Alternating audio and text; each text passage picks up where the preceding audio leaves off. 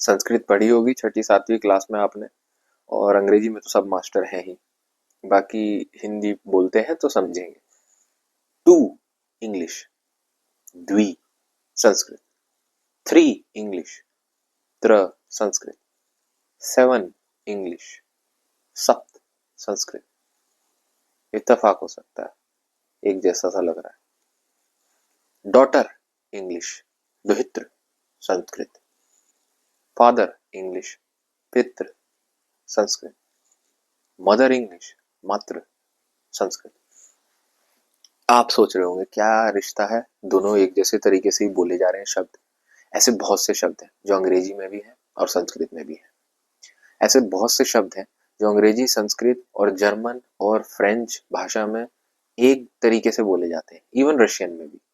अंग्रेज भी ऐसे ही कंफ्यूज थे कि यार इतनी सिमिलरिटी संस्कृत भाषा में और बाहर की भाषाओं में कैसे, या तो ये लोग वहां गए या वो लोग यहाँ आए। तो उन्होंने एक थ्योरी दी। इस थ्योरी ने हमारे देश का बहुत बेड़ा गर्क किया है, और ये थ्योरी जितना सच के पास है उतना ही झूठ के पास है। मतलब ये थ्योरी इनकंक्लूसिव है, कुछ इससे कंक्लूजन नहीं निकलता। इंडो आर्यन थ्योरी, आर्य थ्योरी, ये है क्या? ये बेसिकली ये कहती है कि जो उत्तर भारत के लोग हैं, ये भारत के ओरिजिनल लोग नहीं है। ये बाहर से आए हैं, ईरान से आए हैं।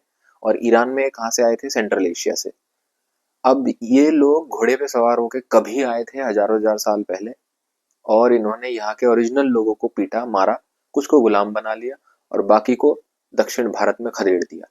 तो दक्षिण भारत के लोग जो कि तमिल बोलते हैं, तमिल बिल्कुल अलग भाषा है, तमिल की जननी संस्कृत नहीं है, वो यहाँ के ओरिजिनल लोग हैं।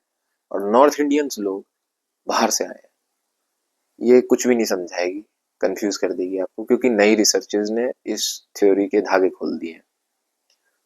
थ्योरी ही है, इसीलिए आज भी है, कोई लॉ तो है नहीं। कभी बात करेंगे फिर कि क्या है ये।